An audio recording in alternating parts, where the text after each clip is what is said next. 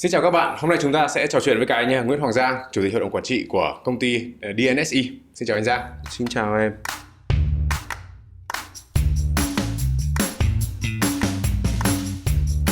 Một câu chuyện mà liên quan đến thị trường chứng khoán cũng không phải là quá xa lạ gì cả. Tuy nhiên là DNSE cũng đưa ra một số các cái ý tưởng mới và những cái sản phẩm mới. Trước khi đi vào cái việc đấy thì có thể anh Giang chia sẻ là DNSE có những cái gì mà nó là nổi bật, những cái gì là đi tiên phong.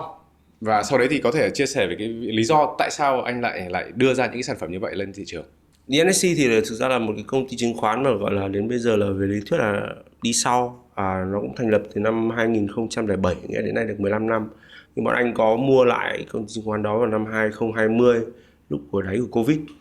Thì cái câu chuyện của mua lại chứng khoán để làm dịch vụ chứng khoán ấy, lúc đấy băn khoăn là mình sẽ làm gì. Mình nghĩ ra một cái mô hình nó gọi là mô hình online 100%. Nghĩa là lúc đấy là các khách hàng chúng ta không thấy có những cái địa điểm và chính vì cái mô hình online đấy và mình tự động hóa tất cả các quy trình của nó, là cái số lượng nhân công hay con người phục vụ cho nó được giảm tối thiểu, và dựa vào công nghệ nên là mình có thể đưa ra được một cái nổi bật. Anh nghĩ là nổi bật nhất là mình đưa cho khách hàng được một cái lựa chọn để người ta có thể giao dịch chứng khoán miễn phí. Nghĩa là những khách hàng nào mà dùng tiền mặt thì các bạn có thể mua cổ phiếu và mua chứng chỉ quỹ niêm yết, không phải mất một đồng phí nào cả, ngoại trừ cái phí mà trả cho sở hay trả nhà nước thôi. Đấy, thì để làm được cái việc đấy thì nghĩa là mình phải làm sao mà tối ưu được tất cả cái chi phí hoạt động để thực sự là cái chi phí hoạt động của DNSE là một anh nghĩ là rẻ nhất của thị trường chứng khoán ở Việt Nam, tất cả công ty chứng khoán ở Việt Nam bây giờ. Bên cạnh đó thì theo cái câu chuyện gọi là khởi nghiệp quốc tế thì DNSE mình đưa ra một cái bài toán là mô hình kinh doanh của mình nó gọi là freemium. Freemium nghĩa là gì? Mình offer, mình đưa cho khách hàng một cái dịch vụ gọi là miễn phí, như một cái gọi là đường dẫn vào cho cái dịch vụ của mình. Sau đó mình sẽ cung cấp thêm cho khách hàng những cái sản phẩm khác. Thì cái nổi bật tiếp theo là bọn anh rất là tập trung vào công nghệ và cái UX của khách hàng. Nghĩa là người ta sẽ, anh nhìn thấy là tất cả những cái công ty chứng khoán, mà kể cả những công ty anh đã từng làm việc qua hay là những công ty chứng khoán hiện nay, thì là cái trải nghiệm sử dụng của khách hàng nó quá khó. Nó vừa khô khan, nó vừa khó, nó vừa chán, nó vừa làm một cái gì đấy mà không tạo cho người ta một cái sự tiện dụng hay là một cái sự vui vẻ của khởi đầu ngày mới chẳng hạn. Thì đấy là bọn anh thiết kế cái giao diện UI UX của cái app nTradeX, app để giao dịch chứng khoán của DNSE một cách rất là nuột nà, đẹp đẽ, rất là một cái gì đấy nó hơi geeky, theo cái dạng là mọi người vào nó sẽ cảm thấy vui. Mỗi một ngày mọi người vào sẽ có một cái câu quote mới để làm sao người ta xây dựng cái tài sản của họ, tiết kiệm cho họ. Thì đấy là những cái mà bọn anh muốn tạo ra cái sự khác biệt trong cái trải nghiệm của người dùng. Bên cạnh đó thì các bạn có những cái lựa chọn là sử dụng các cái dịch vụ margin theo các cái góc khác nhau, thay vì phải liên hệ với các cái bạn nhân viên dịch vụ khách hàng để lựa chọn các cái gói sản phẩm dịch vụ phù hợp với chính những cái nhu cầu của mình, với cái mức lãi suất phù hợp, với cái mức rủi ro phù hợp của mình. Thì hiện nay là bọn anh đang tập trung vào những việc đấy. Còn thêm nữa, trong cái khoảng thời gian sắp tới thì bọn anh sẽ ứng dụng một số công nghệ về phân tích, xử lý dữ liệu, xử lý AI, để làm sao mà thực tế là trong một cái môi trường mà dữ liệu rất là nhiều như bây giờ, thông tin rất là nhiều như bây giờ, đặc biệt cho những cái nhà đầu tư kiểu như không chuyên, thì các bạn có rất ít thời gian để sàng lọc thông tin. Thì bọn anh muốn mình là cái đơn vị mà đứng ra có cái vai trò sàng lọc, lựa chọn thông tin, làm sao đưa cho khách hàng những cái thông tin phù hợp nhất, để làm sao cho các bạn có thể tiếp cận thông tin một cách nhanh chóng và có những cái thông tin mà để các bạn có thể đưa ra lựa chọn đầu tư cho mình tốt hơn. Cũng được biết là DNSE là một cái công ty và một cái nền tảng đưa ra những cái thông tin rất là minh bạch, rất là ngắn gọn và dễ hiểu. Thế vậy thì tại sao các công ty khác, mà công ty truyền thống to lớn hơn, họ lại không làm được cái việc đó mà DNSE lại làm được? Mình nói họ không làm được thì cũng không đúng. Nghĩa là thực ra là cái cách tiếp cận truyền thống của các cái công ty chứng khoán khác thì họ là thường viết những cái bài viết phân tích khá là dài, mà nhiều khi các bạn mới tiếp cận, các bạn tiếp cận khó hơn. Thì bọn anh thực sự là mình là một đơn vị, mình tổng hợp lại, mình làm sao mà đưa cho các format nó dễ hiểu hơn, người ta quan tâm. Có một cái điểm khác nữa là hầu hết các công ty chứng khoán mà đã thành công bây giờ là họ sẽ đi theo cái mô hình gọi là wealth tech, mô hình người ta đi hướng đến cái tiếp cận đa tài sản. Nghĩa là người ta offer cho khách hàng cổ phiếu này, chứng chỉ quỹ này, trái phiếu này, tiền gửi này, những cái đấy. Là một nhà đầu tư vào một cái nền tảng như vậy, người ta sẽ có tiếp cận được rất nhiều thứ, mà rất nhiều thứ đấy thì nó dễ bị gọi là theo dạng là đi lạc. vì mình không biết tiếp cận cái gì quá nhiều thông tin. Thì anh nhìn thấy là tại sao mình không làm đơn giản hơn. Chính vì cái câu chuyện đó là mình mới đưa ra cái slogan của DNSE, đấy là đơn giản hóa đầu tư cho người Việt. Thế giới càng phát triển, đất nước mình càng phát triển, Việt Nam càng phát triển thì sẽ có càng nhiều các kênh đầu tư. Nhưng mà câu chuyện của những người trẻ, những người mà khoảng tầm 18 đến 27 chẳng hạn, thì là các bạn có một số tiền bắt đầu ít hơn, thì các bạn sẽ khá là khó khăn ở trong việc lựa chọn các kênh đầu tư, hay kể cả lựa chọn kênh chứng khoán thì mua cái gì trước, hay là làm thế nào để tạo cho mình những cái thu nhập thụ động trong cái câu chuyện là tài chính cá nhân của mình. Thì bọn anh là mong muốn là đơn giản hóa cái quá trình đó. Ít nhất là mua chứng khoán phải dễ ở đây sẽ có nhiều ý nghĩa, mà tính chất là phí nó phải rẻ, và cái câu chuyện là mua lên nhìn cái mọi thứ nó phải minh bạch và đơn giản. Đấy, thì cái dữ liệu nó cho phép mình làm những chuyện đó. Và cái thứ hai là mình có thể đạt được ra các mục tiêu để mình có những cái câu chuyện thu nhập thụ động là bao nhiêu, để xong mình xây dựng dần dần cái quá trình đấy lên, để cho các bạn hướng đến con đường tự do tài chính nó một cách là có một cái cách khoa học hơn. Quan điểm của anh là các bên khác thì họ đang tiếp cận một cách là ok, tôi cứ như là một cái siêu thị đi vào, các anh có gần lấy hàng, anh lựa chọn và rẽ trái rẽ phải, đi thẳng nhìn đủ các thứ sản phẩm ở trên đời và bày ra rất nhiều các cái lựa chọn cho khách hàng. Thì cái đấy thực ra là nhiều khi quá khó cho những bạn mà còn ít kinh nghiệm, ít thời gian, cũng như là mới tiếp cận đến tài chính. Và thực sự ở Việt Nam thì không có một cái trường lớp nào gọi là khoa học để dạy các bạn trong vấn đề gọi là tài chính cá nhân, lựa chọn sản phẩm tài chính là gì, đầu tư chứng khoán liệu có rủi ro hay không, hay đánh chứng khoán, hay đầu tư ngắn hạn hay dài hạn. Thì cái bài toán đó là bạn muốn giải quyết là làm sao mà đơn giản hóa cho các bạn để mọi người đi vào đó, mọi người có một cái cách tiếp cận khoa học và dễ dàng hơn. Em cũng được nghe câu chuyện của anh khi mới về nước, và lúc đấy cũng là một người rất là quan tâm đến tạo một cái tài sản riêng cho mình, và cũng là mong muốn đầu tư chứng khoán. Với cái số vốn hồi đó là 5.000 đô nếu mà em nhớ không nhầm, 5.000 đô vào hồi đó. Và bây giờ thì ví dụ như kiểu là em là người đầu tiên chưa bao giờ đầu tư vào chứng khoán, thì liệu cái vốn như thế nào, vốn bao nhiêu thì mới là đủ để có thể tham gia thị trường, và cần phải xây dựng cái lộ trình này của mình từ bao giờ? Thực ra thị trường chứng khoán bây giờ nó cũng dễ hơn hồi xưa rất là nhiều, cái chỗ là các bạn có thể mua được cổ phiếu từ một cổ phiếu. Hồi xưa là nó có cái lô và giá cổ phiếu nhiều khi nó cao, và cái thứ hai là cái thời anh về thì cái việc khớp lệnh nó gọi điện đến công ty chứng khoán nó khá là phức tạp, các bạn không thể gọi là đặt lệnh điện tử online dễ dàng như bây giờ. Thì cái câu chuyện mà bao nhiêu tiền để mua cổ phiếu nó không quan trọng bằng là chúng ta nhìn nhận thu nhập và các cái cách chúng ta chi tiêu như thế nào để bắt đầu đầu tư luôn. Có một cái câu nói là cái kỳ quan lãi suất kép là kỳ quan rất là quan trọng, đúng không? Nghĩa là lãi suất kép ở đây ý nghĩa mình phải hiểu đơn giản là thời gian. Thời gian thì có nghĩa là mình bắt đầu càng sớm càng tốt. Mình bắt đầu từ 5.000 hay là 1.000 hay là 500 đều được hết. Ví dụ mình có lương 10 triệu thì mình có thể trích ra 2 triệu hay là 3 triệu để đầu tư. Thì cái đấy là cái mà anh nghĩ là cái quan trọng hơn. Thì để trả lời câu hỏi của em một cách ngắn gọn là không nên đợi mình có bao nhiêu tiền để đầu tư, mà mình cứ xem thu nhập của mình như thế nào và để đầu tư tốt hơn. Người giàu thì người ta đi mua thời gian của người khác đó. Nghĩa là mình thực ra khi mà mình đầu tư là mình đi mình mua thời gian của các cái nhân viên làm ở cái công ty đấy để nó trả cho mình một lợi tức định kỳ. Thì đấy là cái mà chúng ta phải tiết kiệm thời gian của mình bằng cách là đầu tư, thì mình sẽ có nhiều thời gian để mình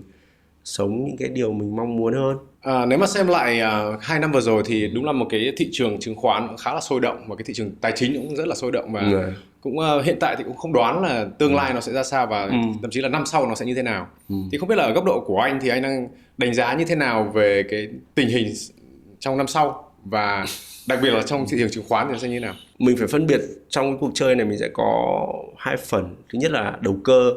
và thứ hai là đầu tư. Đầu cơ nghĩa là sao? Đầu tư nghĩa là chúng ta nhìn thấy thị trường có một cái xu thế như thế nào đang lên chẳng hạn, thì chúng ta sẽ mua ngắn hạn để hưởng lợi từ việc giá lên. Tuy nhiên đầu tư là mình sẽ có một góc nhìn dài hạn hơn, mình mua những công ty tốt và có cái tăng trưởng tốt, và cái công ty đấy nó sẽ trả lợi tức cho mình định kỳ, có thể hàng nửa năm một, hàng quý một, hoặc là hàng năm một, để mình sẽ có một cái dòng tiền tốt. Thì đương nhiên là dòng tiền có nhiều hay không thì nó phụ thuộc vào vốn của mình. Đấy, thì câu chuyện em hỏi về xu thế thì mình sẽ nhìn nhiều hơn về cái hướng đầu cơ, theo cái nghĩa là ok, chúng ta sẽ tìm thấy cơ hội như thế nào trong ngắn hạn, 1 năm 2 năm, và cái thời điểm để chúng ta xuống nhiều tiền để đầu tư là thời điểm nào. Anh nghĩ là thị trường hiện nay thì trong một cái xu thế lãi suất lên thì nó sẽ ảnh hưởng trực tiếp đến thị trường chứng khoán. Nghĩa là toàn cầu bây giờ là đang câu chuyện mà chiến đấu chống lạm phát và lãi suất lên, thì đấy là cái mà khi mà lãi suất lên thì các cái định giá của các cái tài sản thì một cách dễ hiểu là người ta sẽ giảm đi, bởi vì người dân một cách đơn giản là người ta sẽ chuyển từ các tài sản rủi ro sang các tài sản an toàn hơn là đi gửi tiết kiệm, đúng không? Trước nay gửi tiết kiệm có 6% hay 5% đi chẳng hạn, thì bây giờ gửi được khoảng tầm 9-10% thì người ta sẽ dành ít tiền hơn cho cái việc liên quan đến cái việc là đi đầu tư. Thì khi mà dành ít tiền hơn cho việc đi đầu tư thì người ta sẽ phải bán bớt cái tài sản đấy đi. Việc bán thì cung nó nhiều lên thì sẽ làm giảm tài sản. Thì cái đấy là cái mà anh nghĩ trong xu thế ngắn hạn của tầm 6 tháng tới thì thị trường chứng khoán vẫn là cái dạng đi ngang và có thể giảm, chưa thể tăng mạnh ngay được. Đâu đó trong cái quá trình đấy thì nó sẽ có những cái khoản, cái lúc mà người ta thấy rẻ quá, người ta lại phi vào người ta mua thì nó sẽ đẩy giá lên. Khi mà mọi người nhìn thấy cái lãi suất có xu thế ổn định thì lúc đấy anh nghĩ là sẽ là một cái cơ hội để cho mọi người mua, để tìm được những cái cơ hội đầu cơ ngắn hạn. Thì câu trả lời anh nghĩ là như thế nó sẽ dễ hơn. Lúc đấy thì anh em mình có trao đổi là DNSE là một lần đầu tiên là một cái đơn vị tại Việt Nam đưa ra một cái gọi là cái sản phẩm là quản trị rủi ro theo deal. Thì không biết là đối với cả em cũng là một người cũng có ít chút kinh nghiệm trong cái việc đầu tư chứng khoán. Tuy nhiên thì có thể một số các bạn chưa hiểu nó là như thế nào, thì không biết là anh ngắn gọn cái quản trị rủi ro theo deal là như thế nào? Thực ra là cái mong muốn xây dựng một cái nền tảng để quản trị rủi ro hay là quản trị đầu tư theo deal, theo cái code name mà bọn anh gọi, thì đấy là cái mà mong muốn rất là từ lâu rồi. Để làm được những cái việc đấy thì mình phải xây dựng một cái nền tảng hạ tầng công nghệ ở đằng sau rất là nhiều. Thì hiểu một cách đơn giản nó như một cái sổ nhật ký cho em. Như là khi mà sổ nhật ký mình đầu tư thì mỗi một lần mình đầu tư, mình xuống tiền, mình mua một loại cổ phiếu thì mình sẽ phải ghi lại, đúng không? Mình ghi lại là tôi xuống tiền ngần này cho cổ phiếu này với cái giá vốn là ngần này. Giá vốn này là có thể lúc đấy là mình sẽ có thể vay mẹ một phần, hoặc là đấy là toàn bộ tiền của mình. Thì cái quản lý rủi ro theo deal đấy là một cái nền tảng sổ nhật ký để cho các bạn ghi lại được hết các cái lần đầu tư như vậy. Và các cái lần đầu tư như vậy thì mình sẽ biết được là giá vốn của mình là bao nhiêu, mình vay bao nhiêu và thực sự chi phí vốn của mình là bao nhiêu. Nghĩa là mình vay thì mình phải trả lãi đấy là chi phí vốn của mình. Thêm một cái nữa là khi mình vay thì ví dụ mình vay công ty chứng khoán chẳng hạn, thì sẽ có trường hợp mà tỷ lệ vay mình bị thiếu thì người ta sẽ bắt mình bổ sung, thì họ sẽ tổng hợp tất cả những cái lần bổ sung đấy và mình tính được ra cái giá vốn thật của mình. Ví dụ mình bán một phần thì mình cũng tính được cái phần lãi thật, hoặc là lãi dự kiến hay là lỗ thật hoặc lỗ dự kiến của mình. Từ khi về Việt Nam anh đầu tư thì anh thấy là có một cái vấn đề rất là đơn giản là tính được giá vốn thật và cái việc lãi lỗ thật của tôi đầu tư như thế nào, nhưng mà các công ty chứng khoán dường như người ta cũng không để ý lắm. Thì đấy là cái vấn đề gốc rễ để anh tiếp cận cái vấn đề và xây dựng một cái nền tảng quản trị rủi ro theo deal là như vậy. Mà nếu mà gọi là trong một cái ngôn ngữ bình thường đơn giản, đấy là cái sổ nhật ký đầu tư của các bạn. Và trên cơ sở khi mà mình làm được quản trị rủi ro theo deal đấy thì mình sẽ có nhiều cái tiếp cận hơn để bán sản phẩm cho các bạn. Bởi vì là khi mà mỗi một lần là mình đầu tư, mình tách bạch được từng khoản đầu tư của mình thì lúc đấy là các bạn hoàn toàn có thể lựa chọn là cái lần này tôi mua cổ phiếu Vinamilk thì tôi có thấy nó an toàn thì tôi sẽ vay nhiều hơn, tỷ lệ 50% thì nó sẽ có một cái option vay 50%. Nhưng mà tôi mua cổ phiếu khác, tôi thấy ít an toàn hơn, tôi vay tỷ lệ chỉ có 30% thôi, thì tôi cũng sẽ lựa chọn được vay 30%. Thì một cái bài toán nữa là trước nay các công ty chứng khoán ấy, thì người ta chỉ có một cái rổ, một tỷ lệ đối với một cái nhiều mã cho các khách hàng lựa chọn. Người ta không có thay đổi được cái tỷ lệ đấy một cách mềm dẻo. Thì bọn anh với một cái công nghệ quản lý rủi ro theo deal hay cái sổ nhật ký đấy thì các bạn sẽ có lựa chọn để lựa chọn các cái tỷ lệ khác nhau. Và với các tỷ lệ khác nhau thì về lý thuyết tỷ lệ thấp hơn thì rủi ro đối với người cho vay là ít hơn, thì khách hàng phải được quyền trả lãi suất thấp hơn. Đấy là cái chuyện rất là bình thường, đúng không? Ví dụ như là rủi ro thấp hơn thì suy ra giá nó phải rẻ hơn, còn rủi ro cao hơn thì giá nó sẽ phải đắt hơn. Thì với cái công nghệ đấy thì bọn anh cho phép được khách hàng lựa chọn các cái gói vay tỷ lệ khác nhau với các lãi suất khác nhau tương ứng, để làm sao mà mọi người có cái quyền lựa chọn so với cái rủi ro của mình. Thì đấy là cái cộng cái nền tảng đấy nữa. Xong từ ứng dụng những cái sổ nhật ký đấy mình phân tách được như vậy thì nó lại đi thêm được một việc nữa là khi mà phân tách được, biết được rõ giá vốn thì các bạn có thể đặt ra những cái chiến lược giao dịch, những cái chốt lời và cắt lỗ ở các mức khác nhau. Đó, thì đấy là cái mà cả một cái nền tảng để bọn anh giúp cho họ không chỉ quản trị rủi ro cho người cho vay là công ty chứng khoán, mà thực chất là quản trị rủi ro cho người nhà đầu tư. Bởi vì các bạn sẽ biết được là thực tế là tôi đã đầu tư ở mức này, chi phí vốn của tôi ra lần này, thì tôi so sánh được là hiệu suất đầu tư của tôi có tốt hay không, và từ đó là các bạn đưa ra các quyết định tốt hơn và có các lựa chọn tốt hơn cho cái nguồn vốn đầu tư của mình.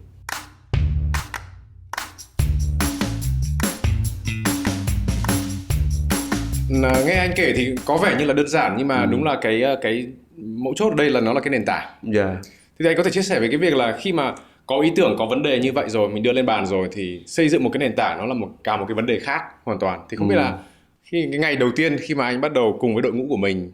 xây dựng cái nền tảng này thì gặp những khó khăn gì? Tại vì chắc chắn rằng là nó không phải là đơn giản là các công ty khác tại sao họ không làm. Yeah. Nói chung là khi mà bắt đầu một cái gì đấy thì việc đầu tiên là mình viết, mình vẽ lên ra giấy, mình làm Excel, mình tính toán, mình làm thử. Bọn anh làm thử cái mô hình quản lý theo deal này từ những năm 2019. 2019 thì mình đầu tiên xây dựng một cái nền tảng để quản lý cho phái sinh. Phái sinh là một cái giao dịch nó nhanh hơn cơ sở. Thì cái challenge, cái gọi là khó khăn lớn nhất ấy, là không có một cái vendor nào trên cái thị trường này nó không có một gọi là cái công ty phần mềm nào người ta nghĩ đến làm cái đấy, bởi vì bảo thị trường người ta không làm thế, thị trường làm kiểu khác. Đúng rồi. Và cái thứ hai là khi mà anh nghĩ đến chuyện đấy, bảo ok, thị trường mà nhiều người ta không làm thế thì người ta làm kiểu khác, thì suy ra người ta cũng có cái đúng của nó. Dẫn đến điều thứ ba là ok, bây giờ mình vứt tiền mà mình làm chắc gì mình đã thành công. Cái ba cái điểm đấy là ba cái điểm mà thực sự mình phải vượt qua. Thì bọn anh xây dựng một cái nền tảng giao dịch phái sinh từ năm 2019 kết hợp với công ty chứng khoán Hồ Chí Minh, thì thực sự cái nền tảng rất là thành công. Bọn anh bây giờ một cái nền tảng chạy tự động mà mình phục vụ được đến khoảng tầm 7% thị phần của thị trường, thì anh thấy là đâu đó ở trong các nhà đầu tư giao dịch chứng khoán người ta có nhu cầu nhìn nhận cái việc đầu tư theo cái hướng đấy. Thì từ cái thành công của phái sinh như vậy thì bọn anh mới quyết tâm để xây dựng cho giao dịch chứng khoán cơ sở, và bắt đầu bằng việc mua một công ty chứng khoán, bắt đầu bằng việc khởi đầu lại tất cả những thứ từ đầu, từ xây dựng cái hệ thống cơ sở dữ liệu, từ phối hợp với các vendor, các cái đội ngũ để người ta làm cái hệ thống core quản lý chứng khoán, và mình phải tự viết toàn bộ cái nền tảng đó. Thì bọn anh mất 2 năm, tháng 7 2020 đến bây giờ là tháng 11 năm 2022 thì bọn anh mới gọi là hoàn thiện được một cái nền tảng để bắt đầu chắc đến tháng 12 này thì mình sẽ đưa được ra cho khách hàng sử dụng 100%. Thì đấy là 2 năm mà mình cũng đặt cược khá là nhiều tiền, khá là nhiều công sức vào để mình đưa cho khách hàng. Nghĩa là từ bắt đầu điểm số 0 thì nó cái góc nhìn của mình đến bây giờ mình cũng hoàn thiện được hơn, rồi mình cũng thấy là cái cơ sở là ok, có thể là khách hàng cũng sẽ thích đấy. Bây giờ mới vẫn chỉ nói là có thể thôi, còn nếu mà khách hàng thích rồi thì chắc là em sẽ thấy anh nổi tiếng vì thị phần anh rất là cao. Em cũng rất là may mắn được tham gia một số các cái sự kiện, thì các bạn đấy cũng là những cái bạn rất là trẻ mà làm một cái gì đó mà trên thị trường chưa có, hoặc là làm một cái gì đó mà chưa biết kết quả nó ra sao. Tuy nhiên là vẫn phải đầu tư thời gian, đầu tư tiền. Yeah. Thì nếu mà liên quan đến cái việc của anh thì đúng là cũng là câu chuyện là mình đang đi ngược sóng một tí. Cả thị trường đi một kiểu, mình đi một kiểu. Thì đấy là việc của anh thì anh vẫn có thể làm được nếu mà cá nhân anh. Nhưng mà làm sao thuyết phục được cái đội ngũ của mình cùng đi theo cái hướng đó thì không biết anh giải quyết như thế nào trong cái công ty của mình? Một trong những cái vấn đề lớn nhất là khi mà không phải là ở bên ngoài, nghĩa là ở bên trong, nghĩa là đầu tiên là mình thuyết phục làm sao để cho đội ngũ của mình, mọi người nhìn thấy là cái quyết tâm làm này nó có ý nghĩa. Bởi vì bản chất là khi mình làm một cái dự án dài á, thì câu chuyện giống kiểu như là đi trên một bãi biển không có bờ thì mình nhìn sao mình phải vẽ được cho người ta một cái bờ nhất định. Thì có khá là nhiều thứ trong đó là mình đưa ra những cái sản phẩm mà cái tốc độ nó ra nhanh hơn, mình cắt ngắn các cái khung đoạn đi, mình không phải làm ra một cái gọi là cái nhà to mà 2 năm sau mình chui vào ở, mà mình sẽ xây từng cái cột nhỏ vào để mọi người nhìn thấy cái mục tiêu đó. Ví dụ như đưa ra từng bước một, từng cái features một của cái sản phẩm. Bọn anh chạy theo sprint, làm theo hướng agile thì chạy theo sprint, mỗi sprint hiện nay bọn anh đang làm 2 tuần. Đấy, thì cái bài toán đó để cho mình chia nhỏ được cái mục đích ra, mình tìm những cái MVP là minimum viable product để đưa cho mọi người lên. Ví dụ như cái phái sinh mà anh chia sẻ với em, và mọi người thấy cái phái sinh đấy cũng là một cái thành công nhất định, thì xong đấy rồi mọi người sẽ áp dụng vào cái này. Với cái phần này nó phức tạp hơn, bởi vì là như em biết là một cái hệ thống core của công ty chứng khoán thì không khác gì một hệ thống core của ngân hàng. Mọi người sẽ phải phải làm thay đổi nó, nói chung là test tiếp các thứ nó cũng sẽ phiền. Đấy. Và cái hai nữa là hơi quân phiệt tí, bảo anh bảo thế thì anh phải làm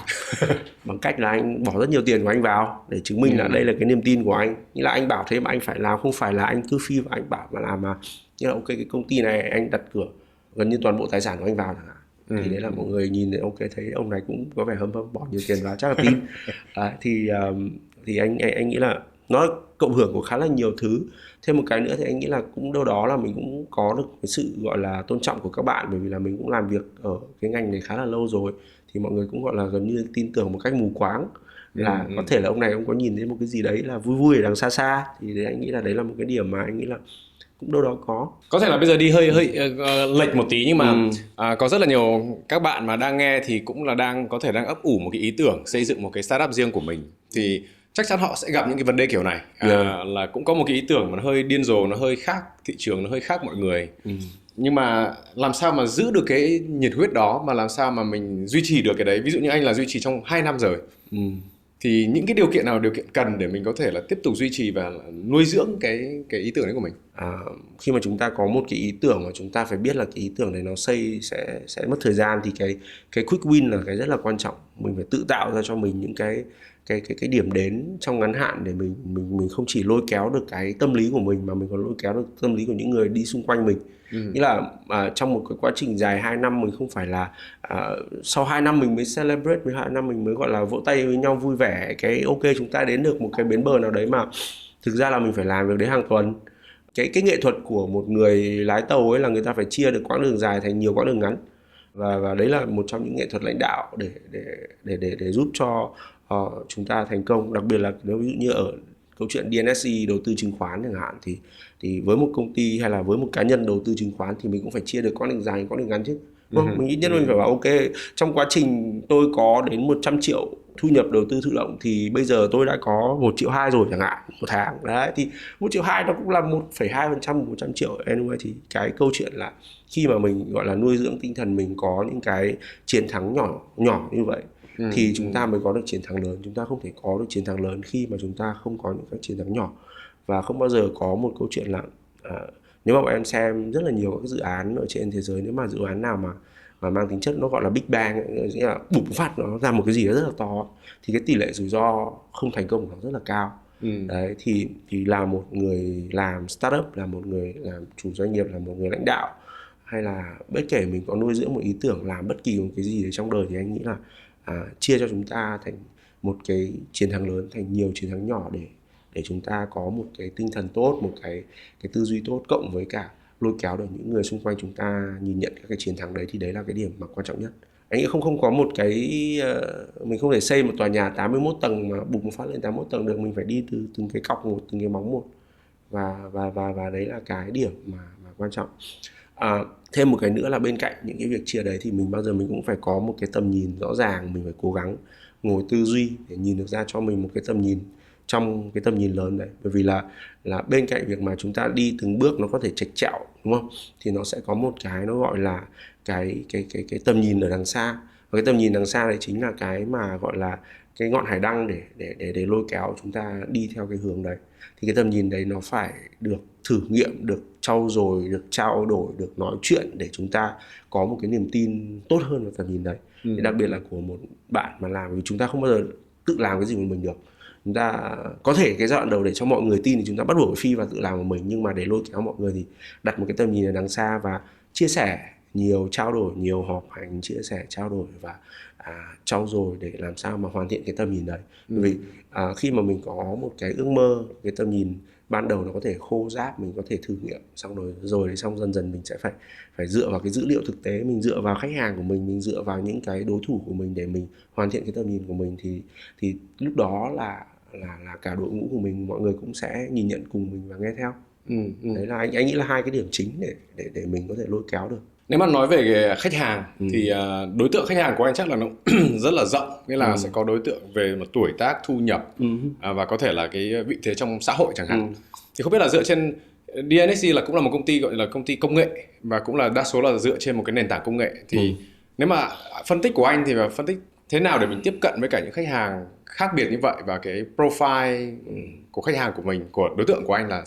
thường sẽ xếp như thế nào? Thực tế là câu chuyện mà khi mà mình tiếp cận khách hàng thì bọn anh có một cái tư duy cũng hơi khác biệt xíu. Hiện nay thì cái thời gian mà người dùng, con người dành cho thời gian ở trên mạng xã hội, social media, TikTok, YouTube các thứ là mọi người dành khá là nhiều, thì bọn anh hiện nay bọn anh đang tiếp cận đến đối tượng khách hàng trẻ hơn, và từ các đối tượng khách hàng trẻ đấy người ta biết đến thì người ta sẽ nói chuyện với bố mẹ người ta sẽ giới thiệu bố mẹ người ta để câu chuyện là sử dụng dịch vụ này tốt lắm chẳng hạn. Bọn anh cũng tiếp cận với cả kênh chính thống nữa, thì nghĩa là mình tiếp cận ở đây là mình tiếp cận có khoảng ba cái chân chính. Chân thứ nhất là social media, nghĩa là bọn anh dùng cái kênh mà gọi là giải trí cho gọi là giới đầu tư, là bọn anh có một cái trang bò và gấu, mình làm comics. Vì sao mình làm comic? Bởi vì comic giá nó hợp lý, animation thì nó đắt hơn, đúng không? Đấy, thì bạn start out làm comic từ năm 2019 thì cũng được 3 năm thì các bạn viết và làm những cái mẩu hội thoại ngắn liên quan đến hai nhân vật bò và gấu, và anh bảo là từ bò và gấu chúng ta làm thêm đủ 12 con giáp, sẽ có đủ 12 con để nói chuyện, là mỗi con nó sẽ có cá tính, và thế là chúng ta có đủ chuyện để nói. Thế là bây giờ các bạn mỗi ngày có ra 5 comic khác nhau, và khi mà mình đã build được một cái library rồi thì mình sẽ chia sẻ để có những cái câu chuyện vui. Bởi vì là thực ra là một trong những cái tâm lý của các nhà đầu tư chứng khoán hay tiếp cận chứng khoán là các bạn cần cái gì đấy giải trí, chia sẻ về một cảm xúc. Bản chất đây là một cái câu chuyện đầu tư nó có cảm xúc, thế thì mình lựa chọn cái đó để đưa ra và mình tiếp cận. Thì sau đó khi mà làm đến cái comic xong thì bây giờ anh làm thêm một cái trang YouTube nữa, cái YouTube mà anh gọi là Học viện Bò và Gấu, Bò và Gấu Academy. Thì ở đây là chúng ta sẽ xây dựng, bây giờ mình có nhiều tiền và nhiều thời gian hơn thì mình sẽ làm những cái hoạt hình liên quan đến để dễ tiếp cận hơn, liên quan đến các mô hình kinh doanh, các cái công ty nổi tiếng, để làm sao mọi người hiểu được các mô hình kinh doanh và công ty nổi tiếng. Từ đó thì mọi người sẽ có những cái ý tưởng để đầu tư tốt hơn. Và bạn anh cũng làm được khoảng 5 tháng nay, anh chị thấy cũng khá là thành công. Thì đấy là những cái cách mà bọn anh làm marketing. Cộng với cái chân thứ ba ở đây là anh muốn nói đấy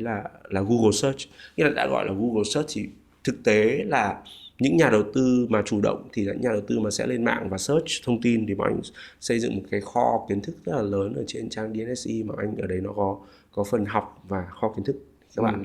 là từ đó các bạn sẽ tiếp cận được, các bạn có thể search đủ các thứ ở trên đời, ví dụ như công ty chứng khoán VN Direct, ví dụ như là công ty cổ phần tập đoàn Hòa Phát, hay là nhìn những cái thậm chí đơn giản như thẻ đen là gì, Bitcoin là gì, hay là Ethereum là gì, những cái đấy thì bọn anh xây dựng một cái cơ sở dữ liệu với những cái bài viết khá là dễ đọc, dễ hiểu, giống kiểu Vietcetera, để từ đó các bạn có thể search và tìm được ra mình. Đấy là cái cách mà mình nhìn nhận là thực sự là hồi xưa mình bị thiếu, nghĩa là mình phải đi phải tổng hợp các nơi, mình xong rồi vào đây mình không có một nơi nào chung để mình xem được. Và mình cũng xây thành những cái con đường, ví dụ như là bắt đầu đầu tư thì các bạn phải đi thành cái pathway, ví dụ 1, 2, 3, 4 các bạn phải hiểu sơ bộ về thị trường chứng khoán, hiểu các thứ về thị trường chứng khoán. Thì mẹ anh cũng xây những cái bài học theo kiểu 1, 2, 3, 4 chia thành các cái điểm nhỏ, các cái con đường cho các nhà đầu tư người ta tiếp cận như thế nào. Thì đấy là những cái để bọn anh cung cấp cho mọi người, để mọi người biết đến mình qua các cái kênh trên mạng. Thì thực ra là hầu hết bây giờ các bạn đều search trên mạng. Các bạn sau khi search trên mạng các bạn lại lên YouTube search để học, và tiếp cận giải trí thì tiếp cận ở trên Facebook và TikTok. Đấy, thì bọn anh làm những cái nó khá là không có cổ truyền lắm, mang tính chất gọi là tương đối là vui vẻ và hiện đại. Và nhiều khi nó gọi là các ông bà làm chứng khoán còn bảo là chả sao chúng mày có thể đùa cợt với những cái đấy. Ok, mình thấy cái tài chính thực ra nó là một cái, nó tiền bạc là một thứ khá là khó và buồn tẻ. Làm sao mình làm cho nó vui hơn thì sẽ dễ tiếp cận hơn. Và thực sự đấy là một trong những cái trách nhiệm mà bọn anh nghĩ là mình sẽ đóng góp trong vấn đề gọi là phổ cập cái kiến thức đấy cho mọi người. Khi mọi người nghe nhiều về chứng khoán, biết nhiều sự đùa cợt về chứng khoán, thì mọi người sẽ tạo sự tò mò để hiểu hơn về chứng khoán. Và khi các bạn cố gắng hiểu hơn thì các bạn sẽ có một cái hành trang kiến thức tốt hơn để các bạn có thể đi đầu tư được tốt hơn. Vì khi để đầu tư được tốt và để quản lý tiền được tốt, chả có cách nào ngoài là phải hiểu nó và đọc về nó.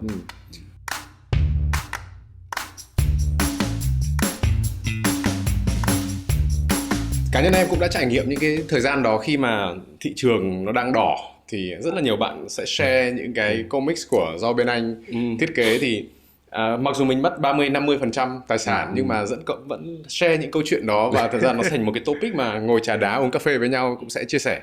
Thì đúng là đấy là một cái cách approach rất là hay, tại vì mình sẽ mang đến một cái trải nghiệm nó hơi khác một chút. Mặc dù là thị trường nó đang không được thuận tiện lắm. Yeah. Thế bây giờ thật ra anh đã xây dựng một cái gần như là một cái hệ sinh thái, một cái nền kiến thức và cái gọi là cái nơi để mình có thể đào tạo, đưa các nhà đầu tư mới vào thị trường. Thế bây giờ nếu mà nhìn về tương lai thì anh nhìn cái tương lai của DNSC nó sẽ là cái gì và sẽ là công ty như thế nào? Anh muốn là đơn giản hóa đầu tư cho người Việt thì bên cạnh việc mình tiếp cận theo hướng là B2C, nghĩa là mình tiếp cận tất cả các khách hàng, người ta online người ta vào mình, thì bọn anh còn làm một cái chiến lược nữa là mình B2B2C, nghĩa là mình xây dựng một cái nền tảng API, một cái nền tảng platform mà thông qua đó DNSE là một đơn vị như một cái cánh cửa để cho tiếp cận tất cả các cái khách hàng của các cái doanh nghiệp khác để người ta có thể tiếp cận được vào thị trường chứng khoán. Giống kiểu như là bây giờ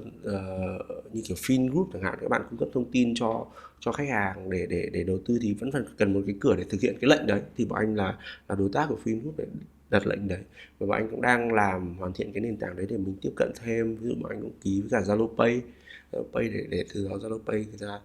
khách hàng của Zalo Pay có thể lên đặt lệnh mua cổ phiếu từng cổ một đấy. Thì cái vai trò của DNSE trong cái thị trường tài chính hiện đại đấy là anh muốn định vị mình làm một cái nền tảng để mình cung cấp và mình cùng chia sẻ lợi ích với cả các cái đối tác, để từ đó các đối tác có thể làm sao mà mở được cái cánh cửa đầu tư cho càng nhiều khách hàng càng tốt, càng nhiều các nhà đầu tư càng tốt. Bởi vì là trước nay thực ra là có thể ở đâu đó mình cũng mong muốn một cái ý tưởng đầu tư chứng khoán, nhưng mà trên cái app ngân hàng của mình nó không có cái mua được, đúng không? Hoặc là sau này rồi thì bọn anh sẽ phải làm thêm là bọn anh sẽ cùng phối hợp với các cái đơn vị nhà quản lý quỹ chuyên nghiệp hay là các cái nhà quản lý tiền để mình có thể đưa cho mọi người những cái lựa chọn đầu tư một cách đơn giản hơn, là thay vì là mình tự mua thì mình sẽ gửi cho người ta một phần và mình tự chơi một phần chẳng hạn. Thì đấy là cái trách nhiệm mà bọn anh sẽ phải làm thông qua không chỉ cái app của bọn anh, mà mình sẽ đưa ra một cái nền tảng để từ đó là các cái đơn vị khác, kể cả những cái ngân hàng khác, người ta dùng API của mình để cho khách hàng của ngân hàng tiếp cận. Bởi vì là em biết rồi, bây giờ là cái nhu cầu super app nó cũng khá là quan trọng, đúng không? Vì là mình có thể sử dụng Grab hay là mình có thể sử dụng cái app ngân hàng của mình đấy, thì anh nghĩ là đâu đó nó thiếu một cái đơn vị mà đứng ra để xây dựng một cái tiêu chuẩn để sau đấy rồi mình tiếp cận vào thị trường chứng khoán. Và khi làm được cái việc đấy thì anh nghĩ là khi mà phổ cập được như kiểu 52% dân số Hàn Quốc đầu tư vào chứng khoán, như kiểu 30 mấy % đến 40% tài sản của những người Mỹ là ở trong thị trường chứng khoán, thì lúc đấy là thực sự mình mới có một cái thị trường vốn rất là mạnh và mình có thể tiếp lửa được cho rất là nhiều các doanh nghiệp để người ta phát triển. Và lúc đấy thì thực ra là mình làm giàu cho xã hội và làm giàu cho chính cả những cái nhà đầu tư nữa. Thì đấy là một cái bài toán mà anh tiếp cận rất là cơ bản, và anh nghĩ đấy cũng là cái trách nhiệm của mình để làm được cái việc đấy nữa. Nếu mà đó là một cái mục tiêu tiếp theo của DNSE thì để thực hiện được cái đó thì với cái vai trò của anh, như là anh đã dẫn dắt vừa rồi là dẫn dắt một cái câu chuyện mà một cái thuyền đi theo hướng đấy vậy, như vậy, và sắp tới là sẽ có một cái kết quả rõ ràng rồi. Thế bây giờ là cái câu chuyện tiếp theo của anh thì anh tự tin đến mức độ nào là có thể thực hiện được? DNSE là bản chất là một cái công ty cũng lâu năm, mình cũng thành lập được 15 năm và cũng có những người nhân viên làm ở đó cũng được 13 năm rồi. Và vốn của anh bây giờ là 3.000 tỷ thì thực ra là cũng không phải là bé, và đấy là cái nền tảng vốn cũng đủ để xây dựng cho những cái chiến lược, những cái mong muốn của anh. Cái tham vọng ở đây để thực hiện được cái việc đấy thì đâu đó nó sẽ có liên quan đến là mình thuyết phục được các đối tác tin vào mình, đội ngũ nhân viên tin vào mình rồi, nhưng mà bây giờ đến câu chuyện là để làm sao mà mình làm một cái đơn vị mà người ta an tâm và để người ta kết nối với mình, và từ đó mình cùng xây sản phẩm đầu tư cho càng nhiều nhà đầu tư càng tốt. Thì nó khác với những cái startup về tài chính khác, bởi vì là bọn anh thứ nhất là cái giấy phép là mình theo giấy phép của Ủy ban chứng khoán, và cái thứ hai là khi mà mình tiếp cận theo cái hướng mà B2B2C mà như kiểu là một cái hạ tầng như vậy thì mình phải là đơn vị làm chuẩn hóa và chia sẻ. Vì thực sự là các tổ chức tài chính ở Việt Nam thì cái quá trình tiếp cận nó lâu, nó không phải là 1-2 tháng, mình phải nói là câu chuyện đây là 18 tháng đến 24 tháng, thì nghĩa là bởi vì họ phải tổ chức nguồn lực này, đưa cái app lên, người ta tin cái này, người ta test, thì mình phải duy trì một cái nền tảng tài chính vững mạnh. Thứ hai là mình thuyết phục cả cái đội ngũ của họ, và anh thì anh rất tin vào cái việc đấy, bởi vì là anh biết là cái nhu cầu được tiếp cận đến thị trường tài chính, thị trường đầu tư của rất là nhiều người chỉ có điều là người ta bị quá khó thôi, quá khó theo cái chỗ là ok bây giờ muốn đầu tư chứng khoán phải đến mở tài khoản chứng khoán hoặc đến download một cái app chứng khoán về thì nhiều khi nó lười á, nhiều khi nó lười xong rồi là lười rồi quên á. Ví dụ người ta làm được việc đấy rồi thì xong rồi lại phải chuyển tiền vào chuyển tiền ra, xong rồi lại có câu chuyện phút này phút kia trên thị trường nghe người ta lại ấy. Nhưng mà nếu mà mình tiếp cận được gần họ hơn và trong những cái gì họ dùng thường ngày thì mình sẽ cảm thấy là họ sẽ dễ dàng hơn. Và cái thứ hai là phải thông qua sản phẩm nữa. Nghĩa là mình không thể bảo là ok các anh chị ơi đi mua cổ phiếu đi, xong rồi mua cổ phiếu xong lại lỗ mất mấy chục % mình lại khóc, đúng không? Thì khi là mình làm được cái việc nền tảng mình tiếp cận rồi thì mình sẽ phải tìm được các đối tác cung cấp quản lý tiền tốt, sẽ tiếp cận được cái sản phẩm quản lý tiền. Và khi mà người ta coi đấy là một cái nền tảng quản lý tiền thụ động và người ta yên tâm hơn thì người ta sẽ dành đâu đấy phần có thể 50% cái tổng tiền thu nhập của họ để cho việc đầu tư thôi. Thì thực ra đấy cũng là cái điều tốt rồi, và cũng là tốt cho các bạn đấy, để các bạn, vì chứng khoán thì nó có xuống thì nó sẽ lên, nó không bao giờ chết cả, nó xuống nó sẽ lên. Vì doanh nghiệp, thực ra nền kinh tế của Việt Nam thì bây giờ hầu hết các doanh nghiệp tốt đều trên thị trường chứng khoán rồi, thì nó xuống là theo chu kỳ và nó sẽ lên. Và thực sự nếu mà mình kiên nhẫn mình đầu tư thì các doanh nghiệp bản chất người ta là những đầu tàu của nền kinh tế thì người ta sẽ phải có trách nhiệm xây dựng và phát triển. Mình phải nhìn vào cơ bản Việt Nam hiện nay năm nay vẫn tăng trưởng 8-9%. Vừa rồi chúng ta còn đang xuất siêu 9 tỷ đô. Thì tất cả những cái thứ về cơ bản của nền kinh tế Việt Nam đang rất là tốt. Toàn cầu thì hơi sóng gió tí thôi, nhưng mà trong cái sóng gió đấy cũng là cái cơ hội để mình vươn lên. Thì anh nghĩ anh vẫn tin vào đất nước mình dài hạn, và khi mà tin vào đất nước mình dài hạn thì câu chuyện là đầu tư chứng khoán ở một cái đất nước có niềm tin dài hạn thì là một cái điều tốt. Gói gọn lại trong cả một cái cuộc trò chuyện của anh em mình ngày hôm nay thì nếu mà anh có một điều để các bạn có thể là ghi lại, nhớ lại thì đó sẽ là điều gì? Anh nghĩ là cái điều quan trọng nhất để có một cuộc sống hạnh phúc và một cuộc sống mà mình thực sự là cảm thấy thoải mái, đấy là chúng ta nên đầu tư từ sớm để chúng ta có một cái sự tự do về tài chính. Và việc đầu tư từ sớm đó cộng với cả việc mà mình có một cái tầm nhìn cho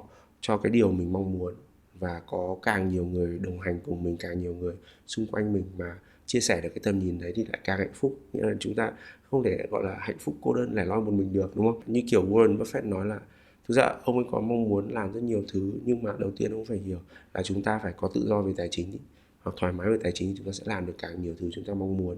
Thì anh nghĩ đấy là cái điều quan trọng nhất, và thực sự là DNSE mong muốn là cái đơn vị mà đồng hành cùng các bạn trong cái quá trình đấy, để làm sao mà chúng ta đơn giản hóa quá trình đầu tư để mọi người có được một cái tiếp cận cuộc sống thoải mái về tiền, và từ đó là mọi người trở nên hạnh phúc hơn. Thì anh nghĩ thế. Rất là cảm ơn anh Giang đã dành thời gian đến chia sẻ với cả Vietnam Innovator và Vietcetera. Rồi, cảm ơn em, cảm ơn Miro. Giới hạn được sinh ra là để bị phá vỡ. Mỗi giây tăng tốc không dừng lại là một bước tiến gần hơn tới thành công. Nhạy bén, nắm bắt cơ hội để giành lấy chiến thắng. Và khi mọi giới hạn đã được vượt qua, con đường của nhà vô địch bắt đầu từ đây. MTX by DNSE, giao dịch nhanh, không phút chờ. DNSE, đơn giản hóa đầu tư cho người Việt.